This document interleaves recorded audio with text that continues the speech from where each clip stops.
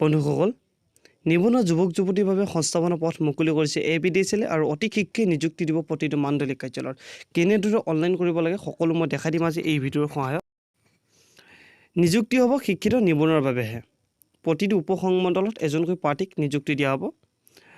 মাণ্ডলিক কাৰ্যালয়ৰ জৰিয়তে প্ৰাৰ্থীয়ে কৰিব পাৰিব আবেদন। APDCLৰ ৱেবছাইট www.apdcl.org গৈ আবেদন কৰিব লাগিব। চাওক, যদি আপোনালোকে অনলাইন কেনেদৰে কৰিব লাগে একো বুজি পোৱা নাই, তেতিয়াহ'লে এই ভিডিঅ'টো স্কিপ নকৰাকৈ শেষলৈ চাওক, সকলো বুজি পাব। কিন্তু যিসকলে আবেদন কৰিব তেওঁলোকৰ শিক্ষাগত অৰ্হতাৰ ওপৰতহে নিৰ্ভৰ কৰিব। মাচুল সংগ্ৰহৰ পৰা তেওঁলোকে 3% আপোনালোকক কমিশ্যন দিব। অৰ্থাৎ যেতিয়া বিদ্যুৎ মাচুল সংগ্ৰহ কৰিব আপুনি, তেতিয়া তাৰ পৰা আপোনাক 3% কমিশ্যন দিব। আৰু প্ৰথম যেতিয়া কাম কৰিব 10,000 টকা ভাউচাৰ দিব, যিসকলে অৰ্থাৎ সংগ্ৰহ কৰে। আৰু কেনেদৰে অনলাইন কৰিব লাগিব মই সকলো দেখাই দিম। যদি মোৰ চেনেলটো আপোনালোকে প্ৰথম চাইছে, ছাবস্ক্ৰাইব কৰিব নাপাহৰিবা আৰু কাষত থকা বেল আইকনটো ক্লিক কৰিবলৈও নাপাহৰিবা, কাৰণ সকলো মই দেখাই দিম তোমালোকক কেনেদৰে অনলাইন কৰিব লাগে। বন্ধুসকল, প্ৰথম গুগল ক্ৰমত আহিলোঁ। গুগল ক্ৰমত আহি www.apdcl.org বুলি চাৰ্চ কৰিলোঁ। অৰ্থাৎ তোমালোকেও চাৰ্চ কৰিবা, এনেদৰে লিখি লৈ দেখিছা নিশ্চয়, স্ক্ৰীনশ্বট তোমালোকক দেখাই আছোঁ। চাৰ্চ কৰাৰ পাছত তোমালোকৰ এটা বেলেগ পেজ খোল খাব, অৰ্থাৎ অসম শক্তি বিতৰণ কোম্পানী লিমিটেড বুলি এটা পেজ খোল খাব। তোমালোকে ক্ৰমান্বয়ে তললৈ আহি যোৱা। তাত পে ইলেক্ট্ৰিকেল বিল বুলি দেখিছা নিশ্চয়। ইয়াত তোমালোকে ঘৰত থাকি নিজৰ বিল, যিটো তোমালোকৰ ঘৰৰ বিল হৈছে, সেয়া তোমালোকে এই ৱেবছাইটৰ সহায়ত তোমালোকে চেণ্ড কৰিব পাৰিবা। আনফালে এপ্লাই নিউ কানেকশ্যন, তোমালোকে নতুনকৈ যদি কানেকশ্যন কৰিব বিচাৰা বা যোগদান কৰিব বিচাৰা, তেতিয়াহ'লে তোমালোকে ইয়াত এপ্লাই কৰিব লাগিব। তাৰপাছত তোমালোকে ক্ৰমান্বয়ে তললৈ যাব লাগিব।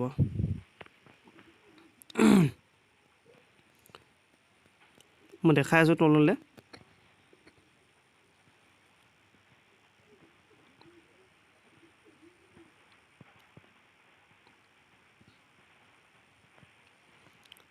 বন্ধুসকল, তোমালোকে ভিডিঅ'টো স্কিপ নকৰাকৈ চাই যোৱা। চোৱা, শেষৰ ফালৰ পৰা 3 নম্বৰটো দেখিছা নিশ্চয়, মই টিকচিট মাৰি দিছোঁ। APDCL এছ ইজি পে' বুলি আছে। APDCL ইজি পে', তাত তোমালোকে ক্লিক কৰি দিয়া। ক্লিক কৰাৰ ফলত তোমালোকে এনেকুৱা এটা পেজ খোল খাব। কুইক লিংক বুলি এটা দেখিছা নহয় কাষৰ ফালে, ইংলিছত কিবা কিবি অলপ লিখা হৈ আছে যে, তাত তোমালোকে অলপ জুম কৰি লোৱা। জুম কৰি লৈ তোমালোকে দেখিছা এজেণ্ট ৰেজিষ্ট্ৰেশ্যন, নাও ইয়ৰ এপ্লিকেশ্যন ষ্টেটাছ। তোমালোকে ইয়াত দেখিছা এই দুখন যে download draft agreement for easy pay' আৰু residence type self declaration form বুলি আছে। তোমালোকে এই দুখন তোমালোকে ডাউনলোড কৰি ল'ব লাগিব। মই চোৱা ডাউনলোড কৰি লৈছোঁ। তাত ক্লিক কৰাৰ লগতে ডাউনলোড হৈ যাব। আৰু লগতে মই ৰেচিডেঞ্চ টাইপ চেল্ফ ডিক্লেৰেশ্যন ফৰ্মখনো মই ডাউনলোড কৰি ল'ম। দেখিছা, ক্লিক কৰাৰ লগতে ডাউনলোড হৈ গ'ল। তোমালোকে ডাউনলোড কৰি ল'বা। ফৰ্মখন কেনেকুৱা আহিব মই দেখাই দিছোঁ। এনেদৰে আহিব ফৰ্মখন। এই ফৰ্মখন ৰেজিষ্ট্ৰেশ্যন কৰোঁতে তোমালোকৰ প্ৰয়োজন নহয়। যেতিয়া তোমালোকে ৰেজিষ্ট্ৰেশ্যন কৰিবা তাৰ পাছতহে প্ৰয়োজন হ'ব। এই ফৰ্মখন তোমালোকে ডেপুটি মেনেজাৰৰ ওচৰত লৈ যাব লাগিব। অৰ্থাৎ গোটেই তোমাৰ ডকুমেণ্টছখিনি ডেপুটি মেনেজাৰৰ ওচৰত লৈ যাব লাগিব। তেওঁলোকে এই গোটেই ফৰ্মবোৰ চাব আৰু চোৱাৰ পাছত আকৌ শক্তি বিভাগলৈ পঠিয়াব। তাৰপাছত তোমাক ইউজাৰ আই ডি আৰু এটা পাছপৰ্ট দিব। ইয়াত চোৱা কনজিউমাৰ নাম্বাৰ বুলি এটা দেখিছানে? তোমালোকৰ ঘৰৰ লাইনৰ বিলৰ এটা নাম্বাৰ আছে, সেইটো হ'ল কনজিউমাৰ নাম্বাৰ। তাত তোমালোকে পাবা লাইনৰ যি বিলৰ এখন ৰিচিপ্ট দিয়ে সেইখনত। তাৰপাছত আকৌ আমি পুনৰ আগৰ ঠাইলৈ ঘূৰি আহিব লাগিব। ইয়াত চোৱা এজেণ্ট ৰেজিষ্ট্ৰেশ্যন বুলি আছে, দেখিছা নিশ্চয়। মই টিক চিন দেখুৱাই দিছোঁ তোমালোকক। তোমালোকে এজেণ্ট ৰেজিষ্ট্ৰেশ্যনত ক্লিক কৰিব লাগিব। ক্লিক কৰাৰ পাছত এনেকুৱা এখন ফৰ্ম খোল খাব।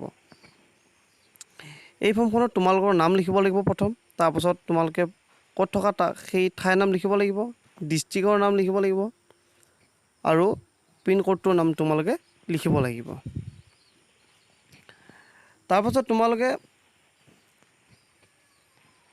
মোবাইলৰ নাম্বাৰ লিখিব লাগিব। আনফালে আকৌ 12 ডিজিট APDCL কনজিউমাৰ নাম্বাৰ বুলি আছে যে, সেইটো লিখিব লাগিব। কাৰণ তোমালোকে গম পাইছা ক'ত পায় এই নাম্বাৰটো। তোমালোকৰ যেতিয়া বিল আহিব তেতিয়া তাত যিটো ৰিচিভ আহে সেই ৰিচিভত এই 12 ডিজিট APDCL কনজিউমাৰ নাম্বাৰটো পাই যাবা। তাৰপাছত APDCLৰ কনজিউমাৰ নেম অৰ্থাৎ কাৰ নামত তোমালোকৰ বিদ্যুৎ মাচুল আহে তেওঁ হ'ল কনজিউমাৰ নেম। ঠিক আছে, নিশ্চয় বুজি পাইছা তোমালোকে। তাৰপাছত চাব ডিভিজন নেম। চাব ডিভিজন নেম মানে তোমালোকে ক'ৰ পৰা লাইনৰ বিল পাই আছা সেই ঠাই বা সেই অফিচটোৰ নাম তোমালোকে লিখিব লাগিব। তাৰপাছত এড্ৰেছ প্ৰুফ তোমালোকে পান কাৰ্ড ভোটাৰ কাৰ্ড যিকোনো এখন দিব লাগিব। ID প্ৰুফো তোমালোকে তাৰ এখন দিলে আনখন দিব পাৰা, ইয়াত তেনেদৰে দিব পাৰিবা। তোমালোকে আপলোড কৰিব পাৰিবা। দেখিছা এনেদৰে ফাইল আহিব, তোমালোকে আপলোডত ক্লিক কৰিলে তাৰপিছত তোমালোকে অপশ্যন মাল্টি এপ ইউজাৰ বুলি আছে তাত তোমালোকে ব্যৱহাৰ কৰিবা, মানে সেইটো দিবা বেছি ভাল, ছিংগলো দিব পাৰা। তাৰপিছত পাছপোৰ্ট চাইজৰ ফটো দিবা, তোমালোকে আপলোড কৰিবা। তাৰ তলত আছে is the consumer name electrical bill same, মানে কাৰ নামত আছে তেওঁৰ নাম য়েছ ন' আহিব তাত। তোমালোকে যদি তোমাৰ নামত আহে তেতিয়াহ'লে য়েছ দিবা, যদি নাই ন' দিবা। ঠিক আছে, তাৰপাছত তোমালোকে এইখিনি গোটেইখিনি ফিল আপ কৰি দিবা। ডিষ্ট্ৰিক্ট, পান, এড্ৰেছ, কোম্পানী, ফাৰ্ম বা তোমাৰ নামটো লিখিও দিব পাৰা। আৰু GST মানে তোমালোকে যেতিয়া ফৰ্ম ফিল আপ কৰিবা GST কি তাত তোমালোকৰ আহি যাব। ঠিক আছে, তাৰপিছত পান কাৰ্ড আপলোড কৰি দিবা, GST ডকুমেণ্টখন আপলোড কৰি দিবা, তাত আহি যাব।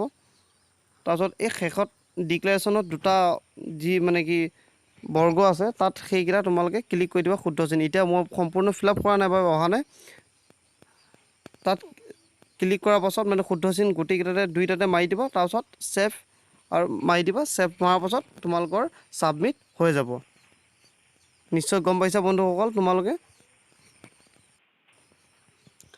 কেনেদৰে কৰিব লাগে। নিশ্চয় আকৌ এবাৰ ভালকৈ চাই ল'বা তোমালোকে। যদি বুজি পোৱা নাই মোক কমেণ্টতো জনাবা, মই তোমালোকক বুজাই দিম। তাৰপাছত আমি আকৌ পুনৰ আগৰ ঠাইলৈ আহিব লাগিব। চোৱা, আগৰ ঠাইত অহাৰ পাছত নাও ইয়ৰ এপ্লিকেশ্যন ষ্টেটাছ বুলি দেখিছা নিশ্চয়। তোমালোকে ইয়াত ইণ্টাৰ এপ্লিকেশ্যন নাম্বাৰ মানে কি এপ্লিকেশ্যন নাম্বাৰ তোমালোকে যেতিয়া তোমালোকে ৰেজিষ্ট্ৰেশ্যন কৰিবা তেতিয়া নাম্বাৰ তোমালোকে এপ্লিকেশ্যন নাম্বাৰটো দিব নহয়, তাত লিখি তোমালোকৰ মোবাইল নাম্বাৰটো তাত যিটো দিছিলে ৰেজিষ্ট্ৰেশ্যন কৰোঁতে সেইটো দিবা, দি পেলাই ছাবমিট কৰি দিবা। ছাবমিট কৰাৰ পাছত তোমালোকৰ সম্পূৰ্ণ কাম ক্লিয়াৰ হৈ যাব। আৰু ক্লিয়াৰ হোৱাৰ পাছত তোমালোকে এই গোটেই ডকুমেণ্টছখিনি লৈ তোমালোকে ডেপুটি মেনেজাৰৰ ওচৰত যাবা। আৰু আনফালে তোমালোকে দেখিছা যে ইজি পে লগ ইন, মানে কি ইয়াত তোমালোকে এই যে ইউজাৰ নেম আৰু পাছপৰ্ট সেইটো তোমালোকৰ এতিয়া নিদিয়ে, যেতিয়া তোমালোকে ডেপুটি মেনেজাৰৰ ওচৰত যাবা তেতিয়াহে তোমালোকক পাছপৰ্টটো দিব। ঠিক আছে, যিসকলে বুজা নাই তেওঁলোকে কমেণ্টত জনাব, মই আকৌ বুজাবলৈ চেষ্টা কৰিম, আকৌ ভিডিঅ' দিবলৈ চেষ্টা কৰিম। আৰু মোৰ চেনেলটো ছাবস্ক্ৰাইব কৰি দিব। ধন্যবাদ, জয় হিন্দ।